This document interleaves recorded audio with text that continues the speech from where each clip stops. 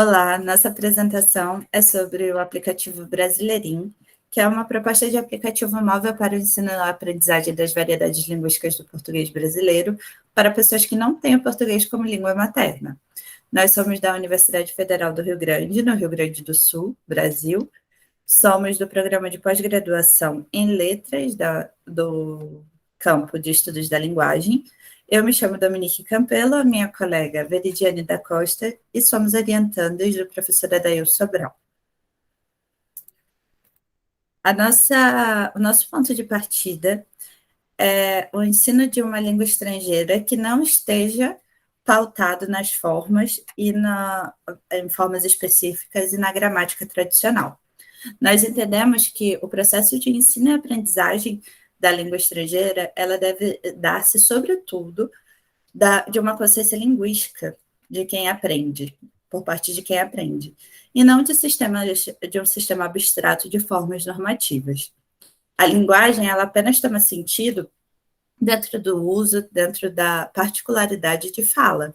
E é dentro desse contexto que o aplicativo Brasileirinho surge, como uma forma de romper com o ensino somente da gramática tradicional, quando você ensina essa língua para um estrangeiro, mas sim considera, sobretudo, os processos de interação e as variedades linguísticas do português brasileiro. Nessa segunda tela, nós separamos algumas questões sobre plataformas digitais, sobre o aplicativo móvel, sobre a aprendizagem e como esse se familiariza. Dentro do contexto de globalização mundial, nós entendemos que o fato de 143 milhões e meio de pessoas terem acesso à internet favorece o ensino a partir dessas plataformas digitais. Além disso, a familiaridade desses usuários com lojas como Play Store e Apple Store possibilita uma maior confiabilidade dos usuários em baixar esse aplicativo no seu dispositivo. O aplicativo também, ele vai contar, ele tende a, consideramos que ele vai ser de download gratuito e acessível a todos, independente da sua idade, da sua classe social, da sua profissão, do seu idioma, da sua nacionalidade, você poderá fazer o download desse aplicativo, o que torna ele realmente mais acessível a todos. Essa acessibilidade também está em conexão com a ideia da Unesco, onde acredita-se que a aprendizagem móvel ela já é uma recomendação, porque esse processo de ensino-aprendizagem ele vai garantir uma série de oportunidades educacionais muito ricas. Então, dentro desse contexto todo, é que nós acreditamos que ensinar a língua portuguesa e as suas variedades a partir de aplicativos móveis é, sim, um caminho de sucesso para a promoção da língua portuguesa.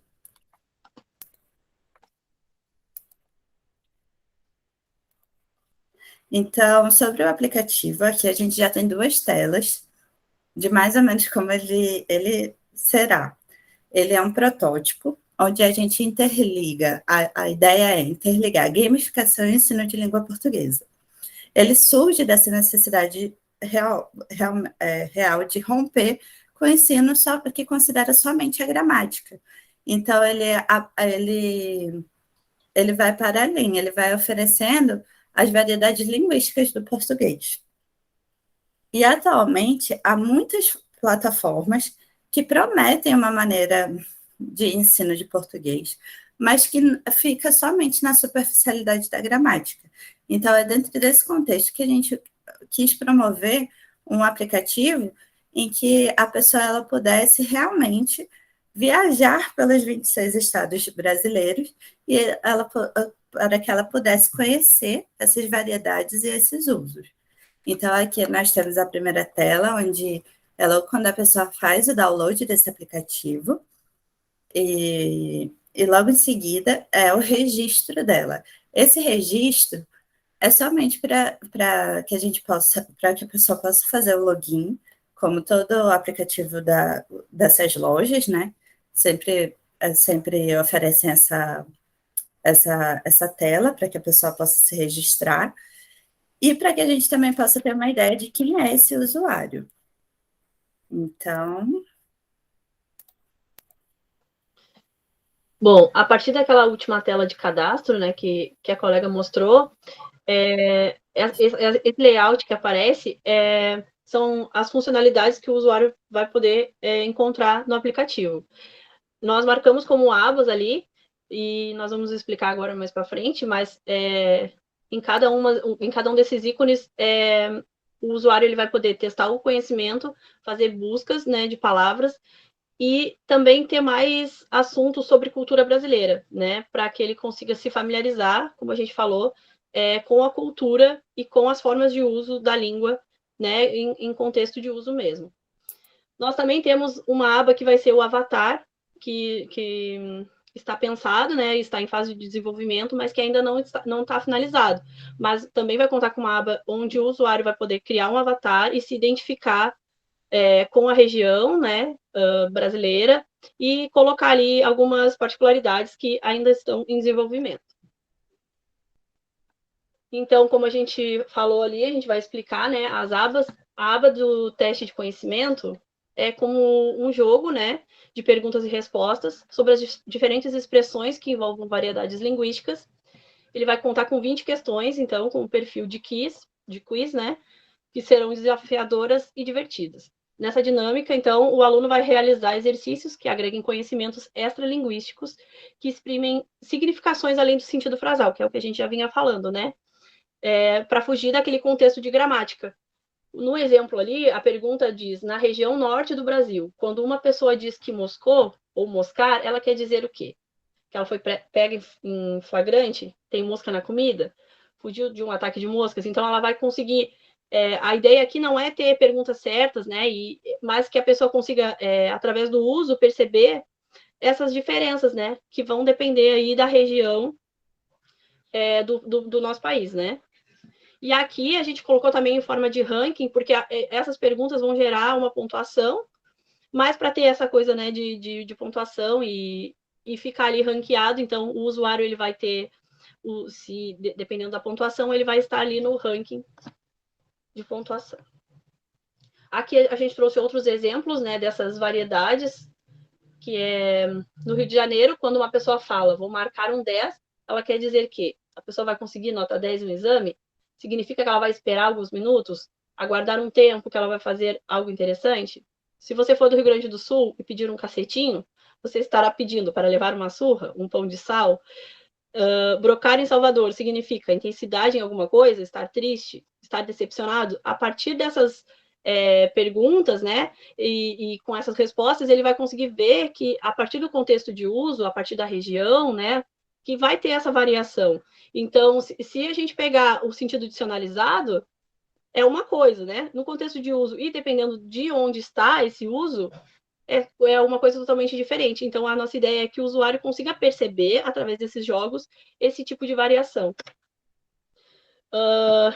Aqui tem a aba buscador, né? Que é quando o usuário ele quer procurar uma palavra e que ele não tem conhecimento e não apareceu aí ainda nos jogos, então ele pode ali buscar. Ali a gente colocou na aba há um buscador de termos de variação linguística brasileira, e aqui o estudante pode encontrar algum termo particular. Essa aplicação contará com o chatbot, pois caso o usuário não ache a expressão específica, poderá nos sugerir para que posteriormente possamos adicioná-la ao sistema. Vale destacar que, por se tratar de um protótipo, o app poderá passar por atualizações. Então, o app ele vai te permitir fazer essa busca, e caso tu não encontre nesse buscador, tu também pode nos chamar no chatbot, e que a gente vai conseguir, como sugestão, né? E aí a gente vai percebendo quais são as demandas dos usuários, né? Porque como não é um sistema fechado, a gente não pretende que esse aplicativo seja fechado, vai ser a partir das interações dos usuários que nós vamos conseguir ir definindo e aumentando, né, o alcance aí das expressões. Depois, na outra aba, que é mais cultura brasileira, aqui o usuário vai poder ter acesso às indicações, né, de comida, teatro, cinema, de canais do YouTube e de músicas populares, né? Aqui, porque a gente entende que essas são formas de linguagem, né, em que a cultura ela vai aparecer e vai vai fazer com que o usuário perceba também que essas variações ocorrem e que é uma forma rica, né, da gente perceber a linguagem e a cultura através das expressões culturais.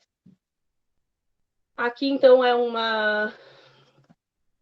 são exemplos, né, das abas, o que o usuário pode encontrar na aba ali de mais cultura. Então, comidas, brigadeiro, né, e aí óbvio, vai ter outras receitas e que tem esse contexto de ser brasileira, né, de ser bastante conhecida ou ser típicas de brasileiras. Teatro, cinema. E depois, canais do YouTube, músicas né, músicas populares brasileiras ou músicas conhecidas brasileiras. E é isso. Aqui acho que a gente vai falar um pouco sobre mais informações, né, Dominique? Aqui é a ideia principal de trazer que esse aplicativo ele ainda não está ofertado, ainda se trata de um protótipo, de uma ideia, e por isso também que a gente já vem para apresentar aqui para vocês, para que possamos também escutar novas sugestões, novas ideias para fazer uma aplicação muito, muito boa, né, que possa realmente ser riquíssima para quem vai baixá-la. E também dizer que a ideia do avatar, como a gente tinha mencionado no resumo, ainda não está disponível, mas que em breve a gente vai também fazer novas atualizações. E é isso. Eu espero que vocês tenham gostado da ideia. É um protótipo e espero que em breve nós possamos estar com esse aplicativo em mãos. Aqui nossas referências e graças.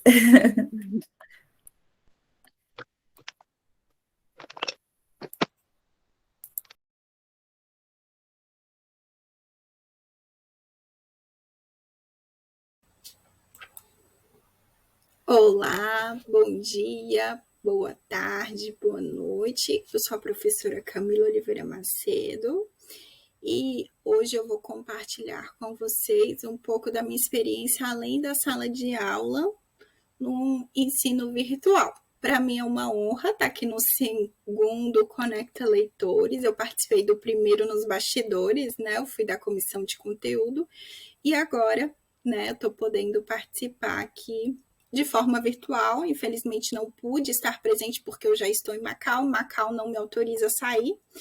Até posso sair, mas eu não consigo voltar. Como eu acabei de chegar, né, melhor não desistir aqui do meu leitorado.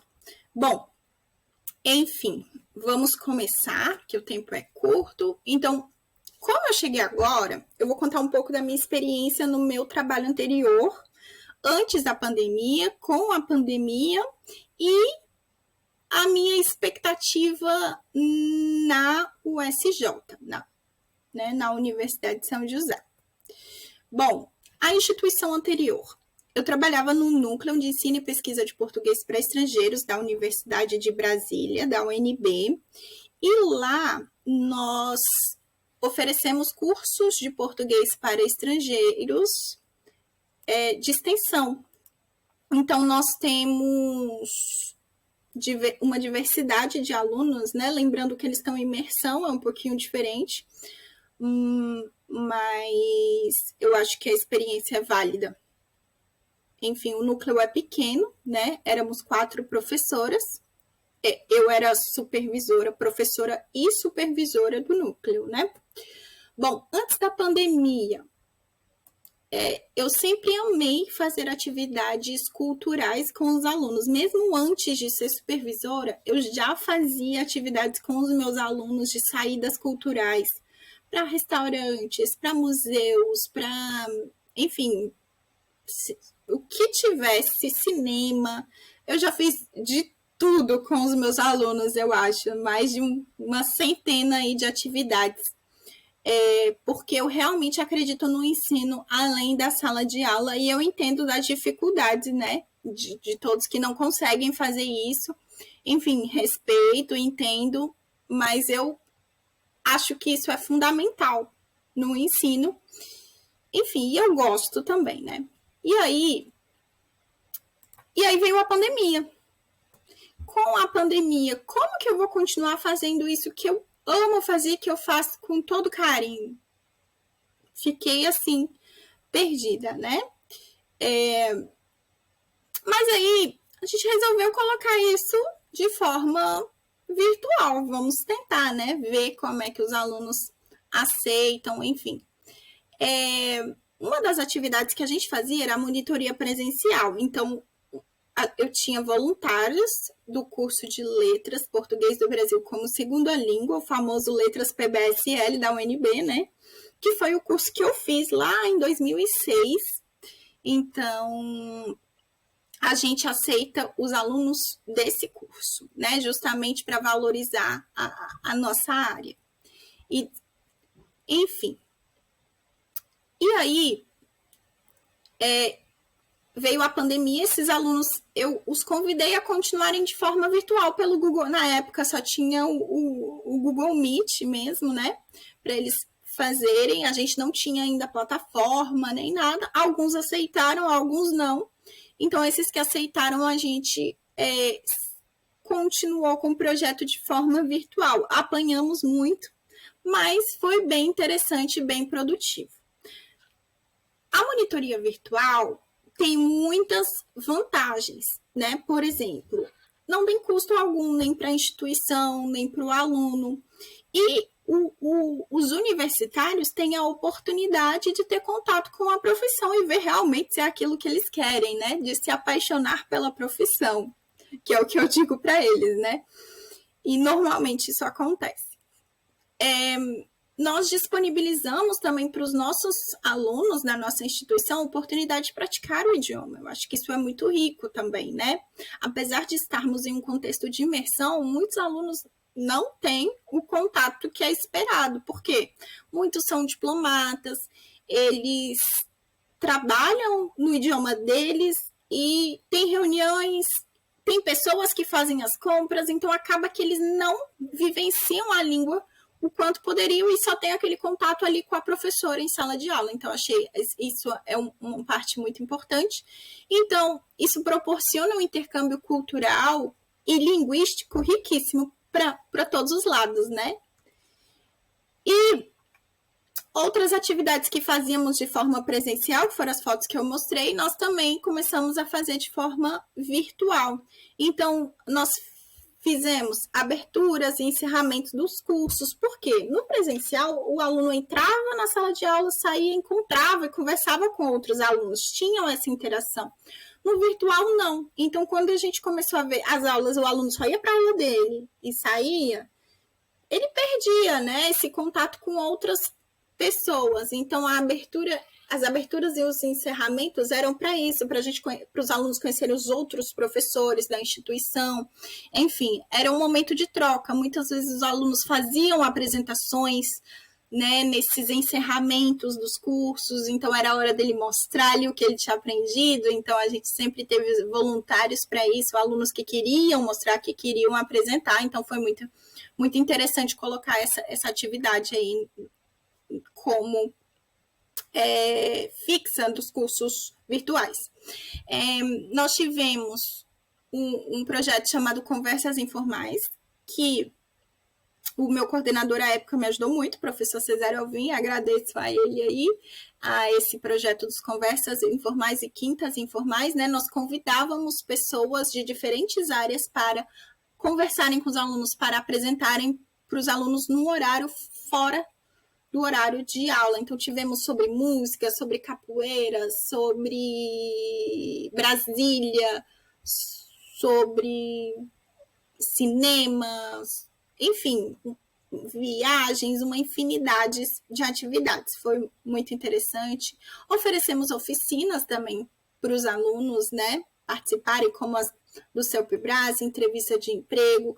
Na verdade, isso também foi pensado para atingir uma comunidade que não poderia pagar pelo curso, mas que tinha vontade de estar em contato ali com o português. Então, eram atividades abertas à comunidade.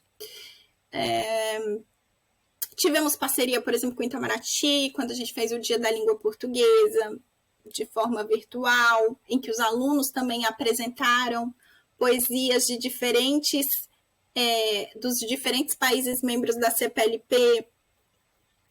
E uma atividade que foi muito interessante foi uma parceria com o estágio 2 do curso de Letras Português do Brasil como Segunda Língua, em que os alunos preparavam aulas temáticas semanais sobre diferentes temas e apresentavam num horário também fora da sala de aula. Então, por exemplo, a gente começou esse projeto com as regiões do Brasil. Então, cada semana era uma região, e aí esses alunos faziam apresentações com que eles julgavam interessantes com informações interessantes para os estrangeiros, né? Então, vamos falar sobre a região norte. E aí, enfim, trazia várias coisas relacionadas à região norte, sul, centro-oeste.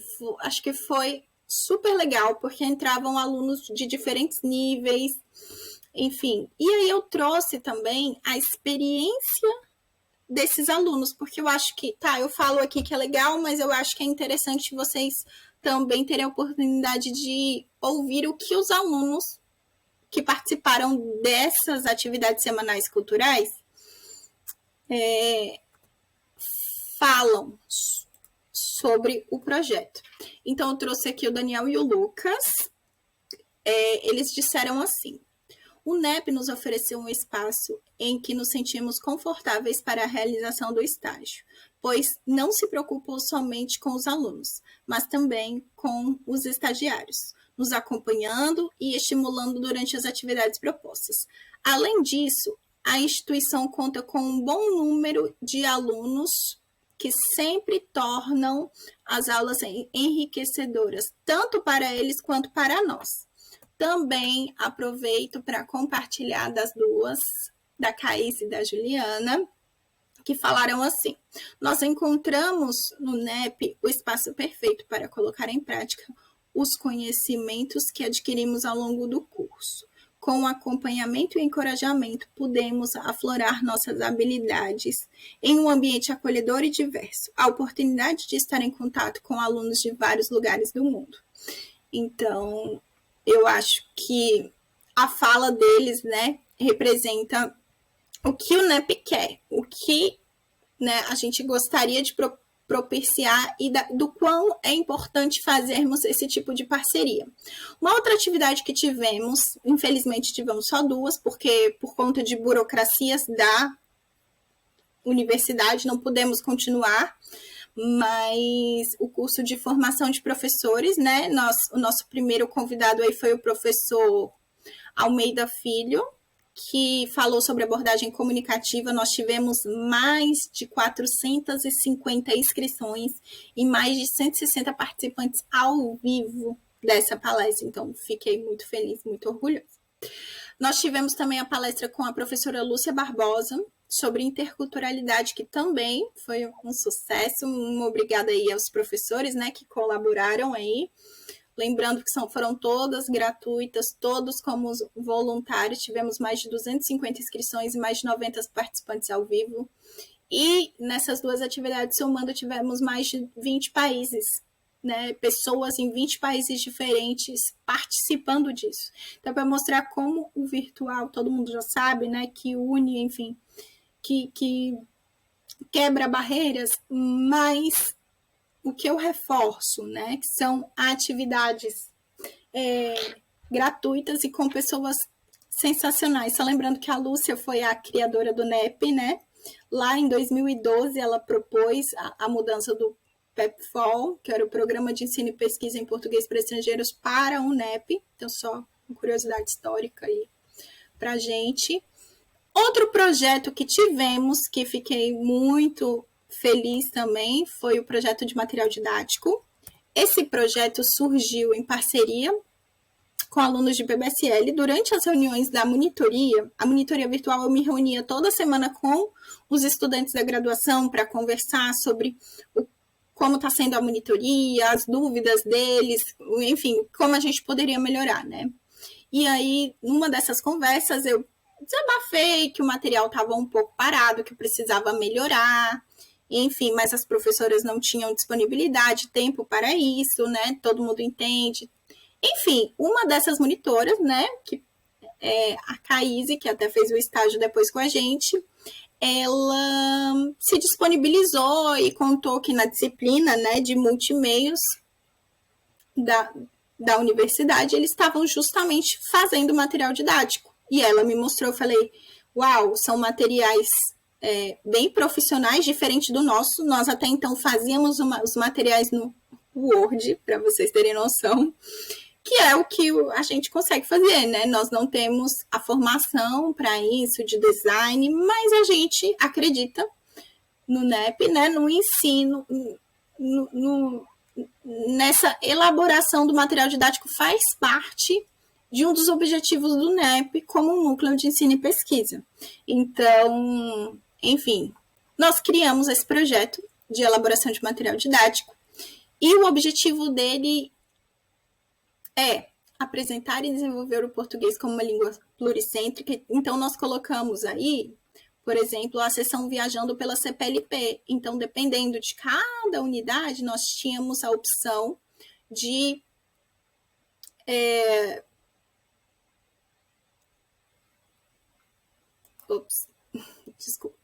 tinha a opção de apresentar algo da CPLP. Então, por exemplo, sobre comida, unidade sobre comida, trazíamos pratos da CPLP, estávamos apresentando pessoas, trazíamos personalidades, pessoas dos países membros da CPLP, enfim. E aí, de acordo com cada nível e de acordo com cada tema de cada unidade. Melhorar os recursos audiovisuais, desenvolver e enriquecer as tarefas propostas. Então, queremos que o nosso aluno, ao terminar todo o curso, já faça o seu PBRAS com maior facilidade, né? Contemplar a diversidade e a representação dos estudantes no material. Então, por exemplo, nós temos aí o curso de português para diplomatas africanos e quase não tínhamos negros no material didático. Então, essa é uma parte importante, né, da nossa mudança nesse material didático. O que resultou, né, numa publicação de um livro, de um capítulo de um livro, que inclusive é dos nossos colegas Alexandre e Tabata, que também, né, são leitores. A Tabata era leitora. Enfim, Camila, mas e aí? Né? Você fazia isso, você estava dentro da Universidade de Brasília, você não tinha... Você tinha um grupo de pessoas de um curso específico, que era o curso de Letras PBSL, para te ajudar, enfim. Mas e agora? E na instituição de ensino superior fora do Brasil? Eu tenho um novo contexto, uma nova realidade, um novo lugar. No meu caso, eu estou do outro lado do mundo, né? Como fazer? Não vai ser possível. Eu acredito que sim. Eu acredito que é possível, sim. E eu vou continuar esse projeto. Ainda não consigo falar para vocês o resultado, porque eu ainda não apliquei, mas eu consigo apresentar para vocês o projeto piloto que eu apresentei para a minha universidade, aqui, que é a Universidade de São José.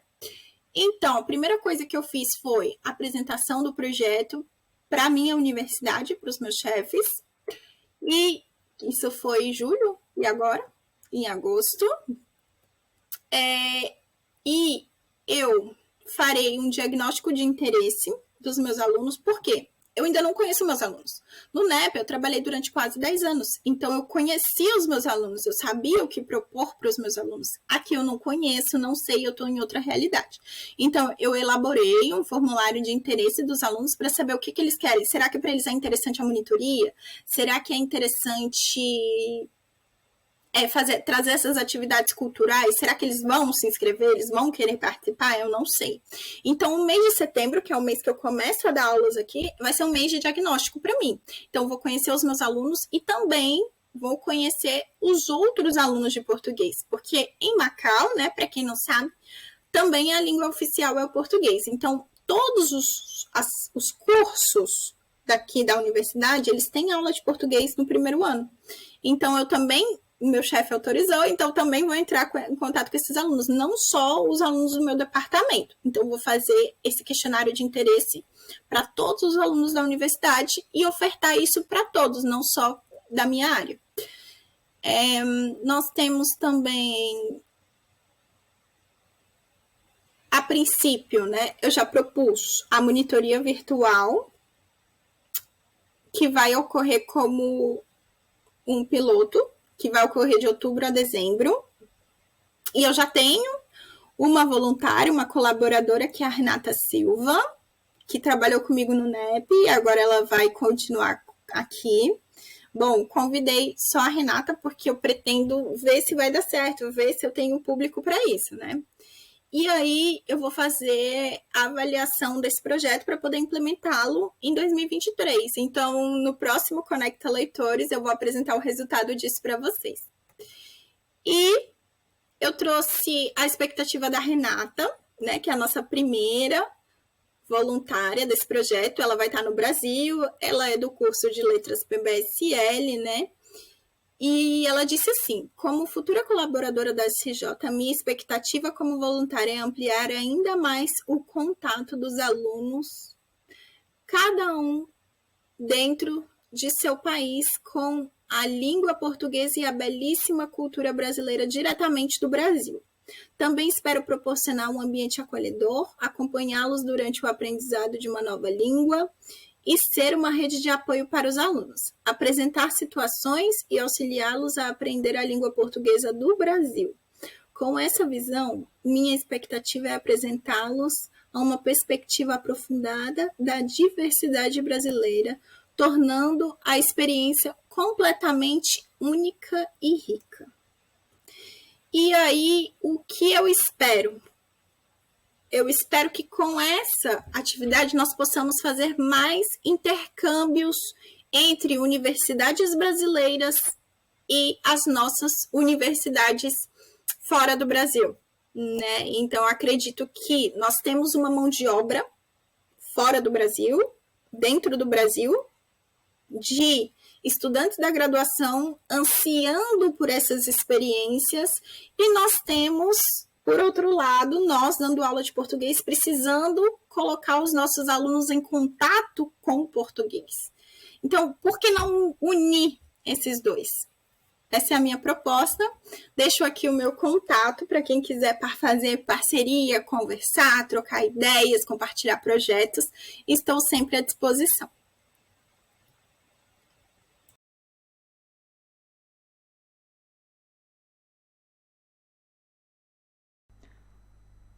Olá, bom dia, boa tarde, boa noite a todos e todas.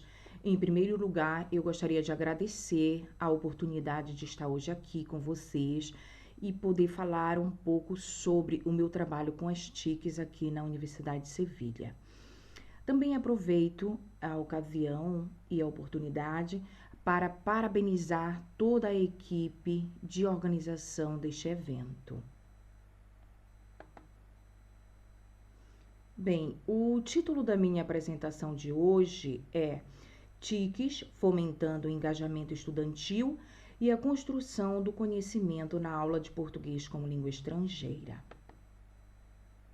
Trouxe aqui um pequeno índice, espero poder falar sobre todos esses itens, ao menos eu vou tentar.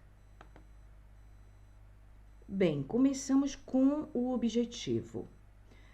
A abordagem comunicativa e a possibilidade do uso das TICs na aula de português como língua estrangeira tem revolucionado o contexto educativo superior do século XXI. O uso das TICs ou das tecnologias digitais tem crescido em diversos contextos educativos e, com isso, a demanda por uma formação metodológica. Reconhecendo a importância da inovação de práticas pedagógicas no ensino superior, esta apresentação de hoje pretende mostrar algumas metodologias inovadoras desenvolvidas e aplicadas no âmbito universitário sevilhano. A metodologia que nós utilizamos. Essa pesquisa, ela foi realizada com 266 estudantes das disciplinas de língua e cultura portuguesas da Faculdade de Letras da Universidade de Sevilha, Espanha. Para alcançar os objetivos deste trabalho, seguiu-se uma abordagem metodológica de natureza mista, ou seja, qualitativa e quantitativa para o tratamento dos dados. Como vocês podem ver aqui, este é o contexto, eu já falei sobre ele antes, a Faculdade de Letras, foi na Faculdade de Letras da Universidade de Sevilha, e as turmas das disciplinas de iniciação à língua e cultura portuguesas e idioma moderno 1 e 2, ou seja, português 1 e 2.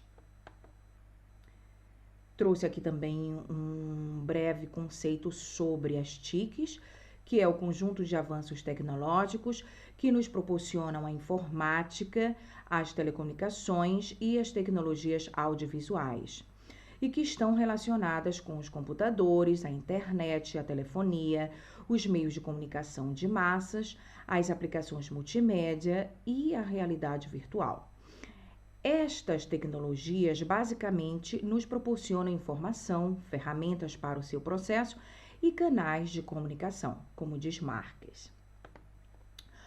Ainda falando sobre as TICs, é importante destacar que elas assumem um papel importantíssimo na educação, mas, porém, não exclusivo, uma vez que inovar não consiste apenas em fazer uso de ferramentas tecnológicas ou digitais, mas pauta-se na construção de uma nova epistemologia sobre a prática docente. É como diz aqui e afirma Pérez. Ou seja, o que nós vamos fazer com as tecnologias digitais? Nós vamos adaptar o método ao meio. Nada mais que isto. Bem, trouxe aqui também alguns benefícios que apresentam e foram vistos em outros estudiosos, quando eles dizem que o conceito de inovação está atrelado a questões que envolvem a melhora e o alcance da aprendizagem. Para esses autores que eu cito acima, a inovação faz-se presente quando oportuniza que a aprendizagem apoiada pelas TICs saia dos muros das instituições educacionais, possibilitando conexões significativas com a realidade externa à instituição educacional, provocando efeitos positivos na formação dos alunos e alunas. Isso também encontra eco nas noções defendidas por outros estudiosos que acrescentam que essa formação deve preparar para, além de alunos e alunas, cidadãos e cidadãs responsáveis, solidários e dinâmicos, aptos a fazer uma leitura de mundo mais ampla, preparados para se adaptar a novas situações e promover a criatividade e a qualidade pessoal e social. Salinas também explica que, além de mudanças no currículo, a inovação também implica mudanças na forma de ver, de pensar, organizar e articular as disciplinas. Bem, dito isso, eu trouxe aqui a primeira ferramenta, que é o Padlet. Vocês sabem que é um muro interativo, intuitivo e de trabalho colaborativo. Então, essa atividade que nós desenvolvemos foi a seguinte: os alunos eles tiveram acesso a várias páginas web de diferentes supermercados de todos os países lusófonos, e eles em dupla, trios ou grupos, eles tiveram que organizar os produtos nas seções dos supermercados adequadas, não é? Seções adequadas de cada produto. Continuando com a mesma atividade, da mesma unidade, nós trabalhamos o poema Lista de Supermercado com as Coisas que Acabaram. Põe na lista o refil de Isto Aí Que Acabou, do livro A Canção da Borboleta Ausente, do poeta e escritor Paulo Cândido. Então, o que nós fizemos com esta atividade? nós escutamos o poema na voz da Marília Gabriela, não é? Depois disso tudo, nós trabalhamos com materiais autênticos, trabalhamos o poema, depois fizemos uma nuvem de palavras no Mentimeter, não é? Em conjunto, e depois cada um deles criou o seu próprio poema.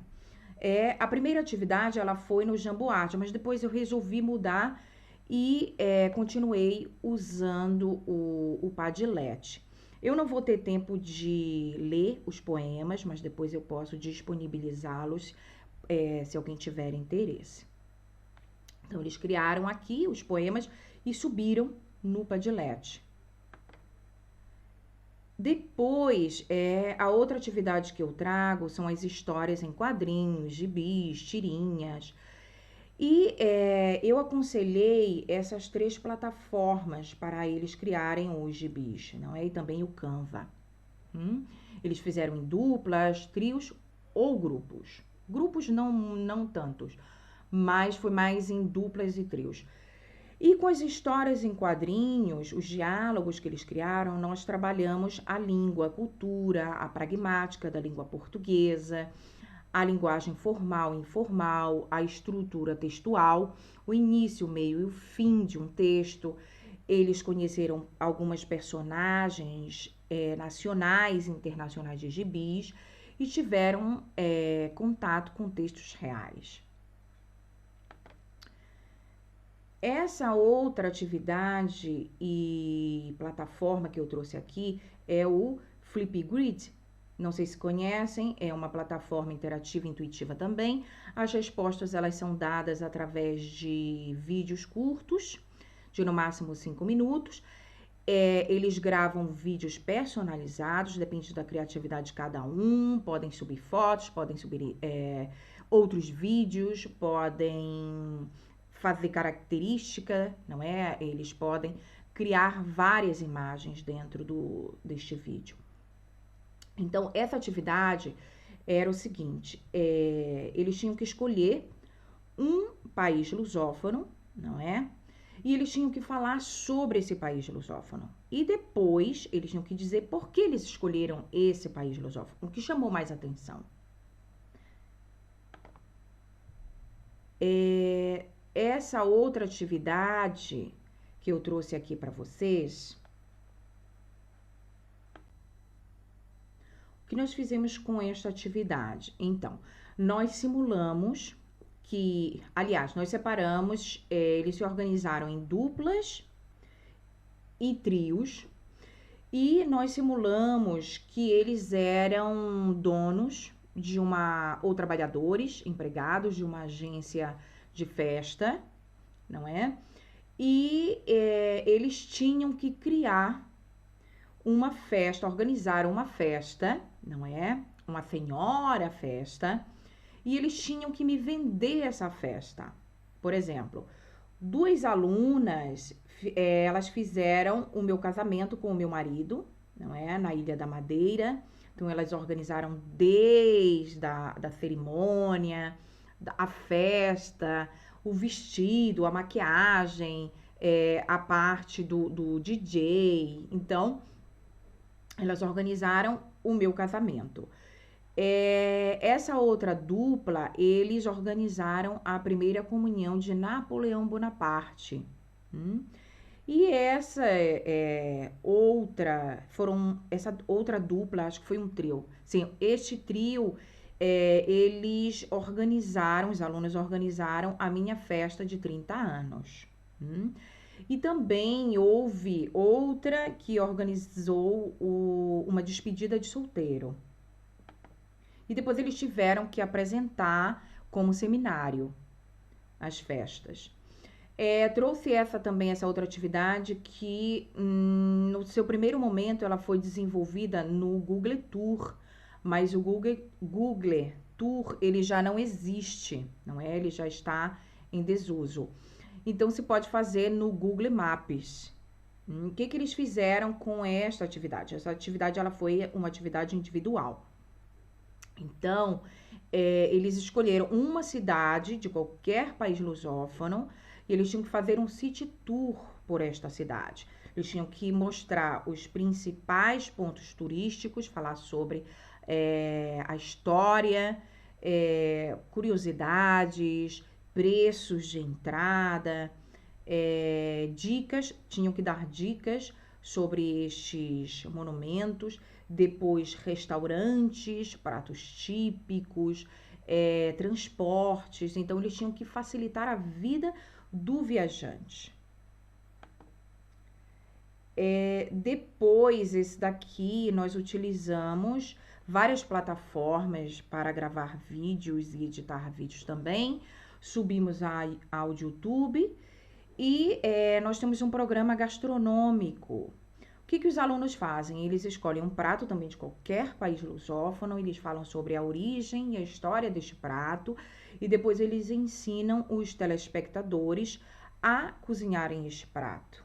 Nós já temos mais de 300 vídeos de receitas de vários países lusófonos. Trouxe aqui também algumas plataformas de gamificação, essas são as mais conhecidas, com certeza muitos de vocês conhecem. Podemos trabalhar questionários gamificados, atividades gamificadas. Trouxe aqui alguns jogos, algumas brincadeiras que eu desenvolvi no Geniali, não é? O jogo da memória. Primeiro eles têm que encontrar aqui a pessoa e depois eles têm que descrever a pessoa que sai na foto. Adivinha a canção, eles têm que completar um fragmento da canção, adivinhar quem canta esta canção. O jogo do ganso é o jogo tradicional do ganso, mas as perguntas são sobre fonética, sobre gramática, léxico. O trivial, não é? Ou a roda viva, são perguntas sobre cultura, geografia, gastronomia, literatura, música, datas comemorativas. Trouxe aqui também outros, que esse aqui é a roleta da sorte, para trabalhar verbos no pretérito perfeito simples. Agora caio, se eles erram, eles caem aqui, não é? E perdem o jogo, são perguntas variadas. O cruzeiro, aqui que é se a canoa não virar, eu chego lá. Aqueles que erram, o barco afunda e os que vão acertando o barco, ele vai avançando até chegar numa ilha. E eu trabalho com esta brincadeira verbos no presente. Os marcianos, aqui é um jogo de videogame e eu adaptei aqui perguntas sobre pronomes indefinidos. Vou mais rápido porque acho que já extrapolei o tempo. Aqui trouxe o Educa Play, 2 atividades. Aqui não sei se conhecem essa canção, a música Oração da banda mais bonita da cidade. O videoclipe ele foi gravado dentro de uma casa, então o vocalista e a banda eles vão passando por vários compartimentos de uma casa e assim vai mostrando todos os móveis, os objetos da casa. Então, em um certo momento, a música para e eles têm que descrever este cenário. Depois eu trouxe aqui para completar uma brincadeira sobre o corpo humano, que é uma brincadeira super simples. Trouxe outra plataforma, não terei tempo de falar sobre ela, em outro momento falarei. E as conclusões, a conclusão aqui, como resultados, evidenciou-se que o alunado das disciplinas de Língua e Cultura Portuguesas da Universidade de Sevilha está cansado das aulas expositivas, da ausência de relação entre a teoria e a prática e das fragilidades quanto à participação ativa dos discentes no processo de ensino-aprendizagem. Por outro lado, os alunos mostraram-se abertos, perceptíveis e motivados com a inovação docente proposta e com as estratégias usadas, porque se tornaram mais autônomos na construção do conhecimento e puderam melhorar o processo de comunicação. Também se concluiu que a inovação docente e o uso das TICs são fundamentais dentro da universidade e fora também. Com este trabalho, puderam se lançar novos olhares para a questão da importância da inovação de práticas pedagógicas e de ações que potencializem o engajamento estudantil na aula de português como língua estrangeira. Muito obrigada, deixo aqui o meu e-mail e fico disponível para as perguntas. Obrigada.